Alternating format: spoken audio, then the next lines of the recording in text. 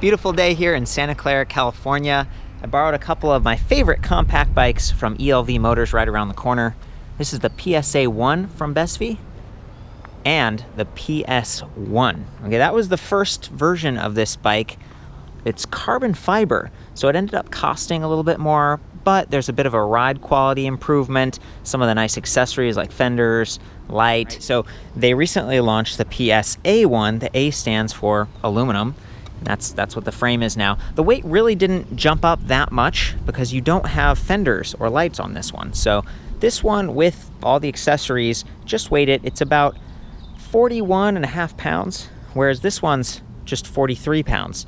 Pound and a half extra, but this is only $19.99 versus the new lower price on the PS1. That's $24.99. So $500, you know, that's significant. And the ride quality is very good still, even though it's aluminum that tends to be a bit more rigid. It's tough, it can get dented versus cracking. Maybe you don't have to worry about sunlight and stuff as much. I still think that's a wonderful bike. It's so custom, you know, but coming back to this, you've still got a suspension fork and a rear suspension, an air suspension, okay? It's not like the world's nicest.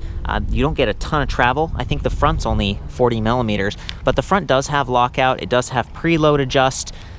And it just feels great, like riding around this neighborhood, going over bumps, like off this driveway over here, and I hit some of those little reflective bumps in the middle where that line is.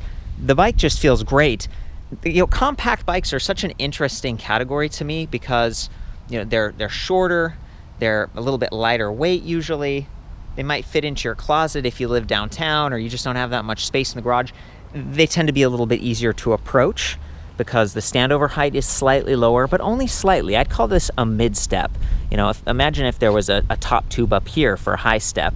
Some of the other BESV models, they go down really far.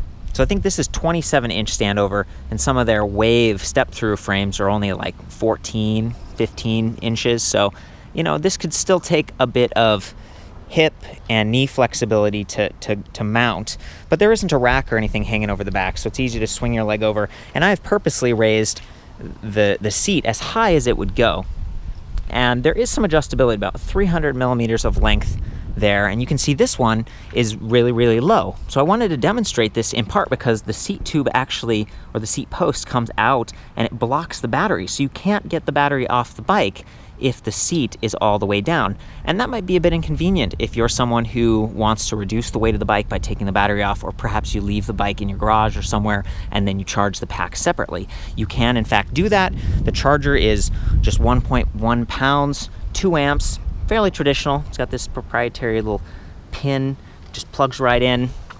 You can see that charging port right here, fairly out of the way of the cranks and pedals. Some of the other models, the charging port's way down there. So I feel like this is good. It's the same charging port whether it's on or off the bike. You do need to leave the key in when you're riding, and you need the key to get the battery off. So let's go ahead and do that. We have to push it in, turn it to open, and now it just comes right off. There we go. Slides right off. And there's no handle or anything. So you really want to be careful carrying this thing around. Big improvement for the latest version is that the battery capacity is significantly increased. This is 36.3 volts, 10.5 amp hours versus like 8.4 on the other one. So, you know, they claim like 50% increase in range, and, you know, the weight really didn't go up too much. I have the exact measurement back at the side. I'm sorry, I don't remember it off the top of my head. I think you just want to be careful with this. Put it in your purse or a backpack or, you know, something, because if you drop it, that's going to be no fun. And then this is what the frame looks like. You can see they've even got some rubber washers there that probably help to reduce vibration. I'm going to try to get this on with one hand here. Flip it around. Okay, just slide it on like that. Look at that, no problem. It doesn't click in or anything. Okay, so you really want to make sure that once you've slid it on, you actually turn this so that it locks on. Otherwise, it could fall right off and get damaged again. So we'll click it to the off position. There's a little bit of rattling there. You know, it's not quite perfect. It didn't sound too bad when I was riding, but that's one area that could maybe use some improvement. I'm gonna turn this all the way to on, and I'm gonna fold it down. Now, normally I wouldn't have an extra key dangling, but I did want to demonstrate the folding. I'm not a huge fan of having to leave the key in while you ride. you know, because then you park and you have to like turn it to off and take it with you every single time. That's just a lot of extra work. It could rattle around, as we see here, if you put it on a keychain. If you don't put it on a keychain, you might lose it. So there's all these trade-offs, and it'd be nice if it was like a button, like on, right? And that's what their other bikes, some of them do. So we've turned it on with the key. We've got this nice big backlit monochrome display. It does swivel, so you can reduce the glare. Oh, look at that. It's really nice, but it doesn't come off of the bike. So again, you can imagine parking this at your place of work or a friend's house or something, and that could attract some unwanted attention. Someone could accidentally bump it at the rack or try to get it off thinking that it's a little tablet or something, and that would wreck it. So just be thoughtful about where you park this. And even the sunlight, you know, if this is facing up and the sun is beating down on it all day, it's getting wet, it's plastic. It's gonna take some wear. But I do like how big it is, because if you're way up here looking down, you're still gonna be able to read it. We've got 0 through 3 levels of assist. We've got the up and down arrow keys over here. So I'm gonna go 1, 2, 3. There's a bit of a delay. It's not quite as immediate as some of the other displays. 5 bars indicating how full the battery is. We've got your speed in miles per hour right there. And then there's this square button thing that it's showing us. If we press that, it changes the menus. So we go from speed, there we go, trip distance, trip time, max speed, average speed, that's it. And then I think this is your odometer right there. And then there's this other button, it looks like a bullseye or something. If we push that, it gets us into the menu system. So you can change the contrast. Oh, let's arrow down. Okay, well, there we go. Okay, so you have to press the bullseye and then the little menu button to cycle through. So backlight beeper, on or off. I'm gonna leave it on for now, but it could get annoying, so it's nice that they offer that. Units, miles versus kilometers, language, English, Bluetooth off, information, get a bunch of feedback about the bike.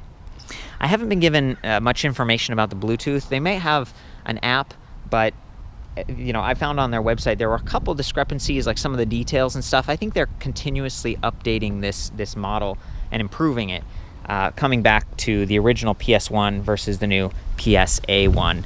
I'm still just really impressed with how it rides, and the fact that you've got a 7-speed Shimano Altus drivetrain. I think this is 12 to 28 tooth. With a smaller wheel diameter, it brings the whole bike closer to the ground, and it improves stability. It also improves strength, and I like that in the rear they have 13 gauge spokes with reinforcement eyelets and adjustable nipples, and I believe this is 36 hole on that rim, okay, versus 32 up front and 14 gauge spokes. A little bit more flexible for comfort, lighter weight. You just don't need as much strength up front. Most of your body weight might be in the rear. Plus you've got that motor putting some extra forces on the system. So this is very e-bike specific. This is a custom made frame. The spokes, everything has been really scrutinized, I feel. I love that they've got a chain guide now. So these are alloy plates on either side of that chain ring. They're gonna keep the chain from bouncing around, and they're also gonna protect your pants or dress if you're wearing something like that, a skirt. There isn't a chain cover, but this is, you know, it's kind of better than nothing. Whereas if we come back to this older PS1 here, it just has a bash guard, like a single plate on one side instead of both sides, and that makes it easier for the chain to fall off. So that's what I mean. It's like iterative improvement the whole way. I really appreciate that. 11mm axle in the rear, quick release 9mm up front, 160mm mechanical disc brakes, Tektro Ariga on this one. And if we come over here, I think it's Tektro Novella. So again, slight change, a little bit of an improvement. Kickstand in the same place, clear of those crank arms. I appreciate that for sure.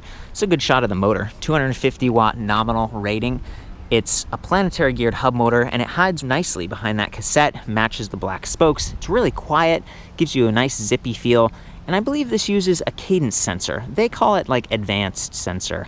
But in my experience, the way I test this is I just move the crank slowly. I don't apply any pressure, and I see how the motor responds. And the motor just, it's sort of an on-off feeling. If I'm moving those cranks, I get full power with the motor. If I stop, it stops. But when I'm pedaling, I'm pushing harder. It's not like the motor was giving me any different feedback. I welcome your feedback if you own this or you've found some details that I missed. But I really try my best to give you you know, just a thorough qualitative feedback on the feel, the ride feel. I like that there's a quick disconnect for the motor back here, because if you do have to take off the wheel to do service, maybe fix a flat or some maintenance on those, the derailleur, you're going to be able to unplug the motor. And one of their other models, the CF1, I don't think you could do that, and it was like tacked to the frame, and it felt like there was going to be extra work. So that's nice, but this is still a little bit exposed. See that wire? So if the bike tipped, or if you're driving by a hedge and it gets snagged, you don't want this to bend or break, and that's a concern for all of the hub motor driven electric bikes I've seen, except perhaps Easy Motion and maybe some of the Pedigo models, because they've got the cable tucked really tightly right here next to the brake rotor and inside the frame. So it's hidden, and they moved some of the cabling to the left side of the bike where it's a little less crowded than the right side. Those are little trade-offs, but you know, coming back to the part here, Shimano Altus is not the lowest end drivetrain, a couple steps up. It's adjustable right here with just a finger, so you could dial it in if the cables start to loosen over time without having to go to a shop and get like full hands-on feedback. Brake levers, they seem generic, but I do, you know, they resemble Tektron's brake levers, and they have that integrated bell. I like that they also have motor inhibitors, and that's why there are extra cables at the front of this bike, and they're all threaded. So they're going to stay together a little bit better than just the press fit. Little things like that. They're also color matched. This is nice stuff. So again, anytime you pull those brake levers, it's going to stop motor power, and you're going to get instant response. It's just a little bit safer. Something that you want with a cadence sensor. Rubber ergonomic grips with lockers, so they're not going to twist on you. I would call this a low or a mid-rise handlebar, so it brings it up and back towards you. Rigid stem, and I guess, you know, I was looking at the headset, and it's got this adapter, like 10 inches of height to this. So it brings it up, and it gives you this nice, more full-size feel, even though the bike is shorter and smaller. So that's cool. It's not adjustable like angle or height. It's not telescoping, but that gives this a solid feel versus some of the folding bikes. They resemble this, but they don't feel as solid. They rattle around a little bit. There's a real trade-off, and so you might be thinking like, hey, that looks like a folding bike, why not just get a folding bike? This is actually probably lighter than some of those, and again, it has full suspension, and yet it doesn't feel sloppy, right? Some of the full suspension, there are very few, but full suspension folding electric bikes, you're doing so much with the frame, and you're compromising the strength and stuff. This looks beautiful. It's a little bit stiffer. Yes, it doesn't fold, but it still gets fairly compact. You know, I don't know, I guess the handlebars don't fold down, but the seat goes down, and you could put this on its end. Just something to think about. Ride quality versus the convenience of folding. Do you really need that? So I think we've touched on a lot of the major points. I'm just gonna walk around this real quick. It does come in 3 colors. It's nice to have a couple of these back to back to give you some visual feedback. I do love the carbon fiber accents if you get the PS1 Advance, like the first model. It is a nice looking bike, and those fenders could really come in handy if you live somewhere where it's wet.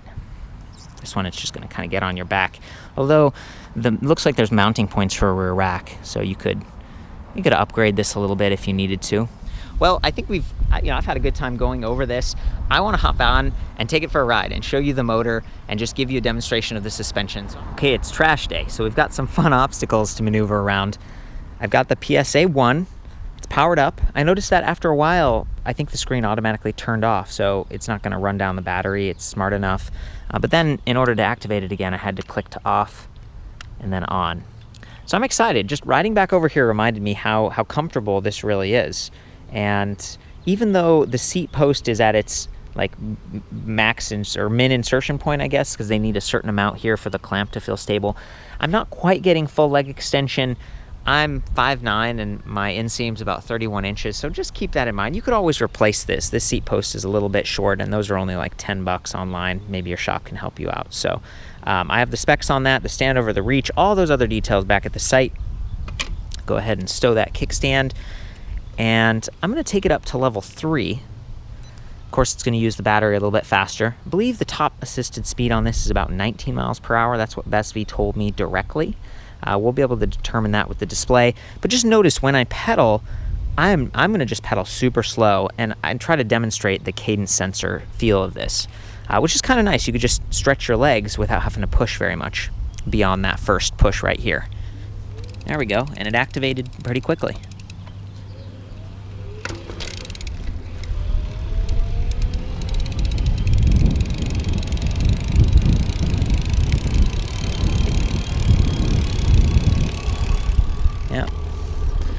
barely moving those cranks, getting a lot of motor assist. Here we are up to 18, 18.4. I'm gonna test those disc brakes a little bit.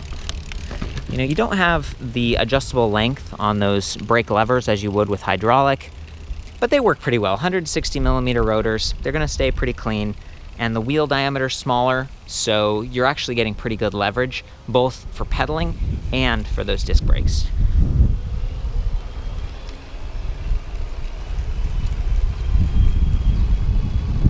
Pretty comfortable here too.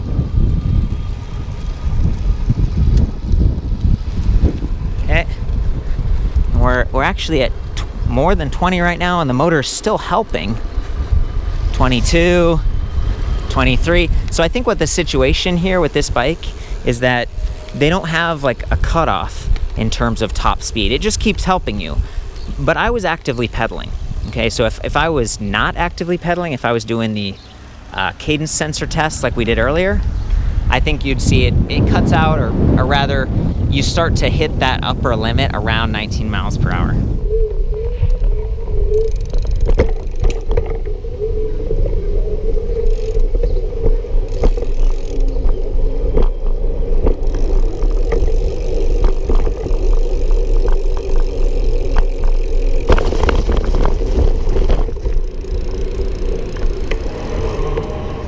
It's nice that you can lock this out if you want to.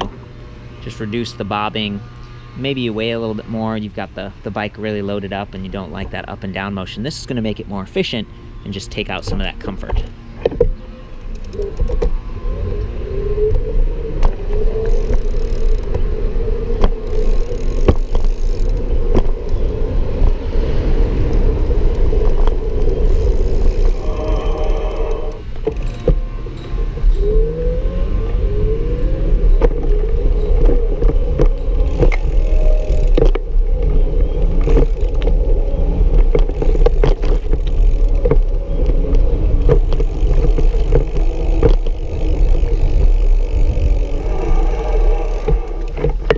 Been continuing my adventure around the neighborhood, just getting to appreciate this bike more. I feel like they've done a great job positioning the weight relatively low in center. Of course, the hub motor brings some of it towards the back, but you know, it pedals well, it's cushiony. For me, that's a big deal, just as someone with a neck and back that can kind of be tight sometimes with all the computer work I do. These smaller wheels, a lot of times they are not as comfortable as bigger wheels. There's not as much air in the tires, and the attack angle is higher, so they tend to fall in potholes and cracks instead of spanning over them or across them. So the suspension is such a big deal for me. And the tires, they have a range of PSI you can adjust. I guess I wanted to show you some more pedaling, maybe switching some gears, because the motor is super quiet. And it's not perfectly responsive. Like when I stop pedaling, there is a moment it takes like, oh, okay, and it shuts off. That's sort of the cadence sensor deal. But those motor inhibitors on the brake levers, they're immediate. So if I was just gonna pedal like right now, see, the motor's not kicking in because I'm holding that brake lever. But as soon as I release it, there we go.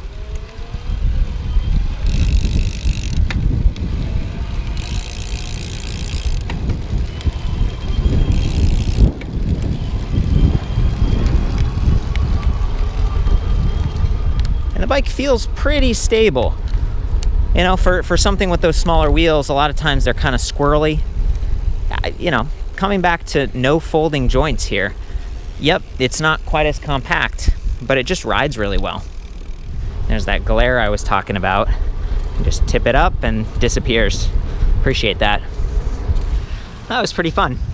That is the BESV PSA1. For the full write-up on this, some comments, some pictures, I'll see you back at ElectricBikeReview.com. Please chime in if you have this bike or you have any feedback or suggestions, and have fun, ride safe.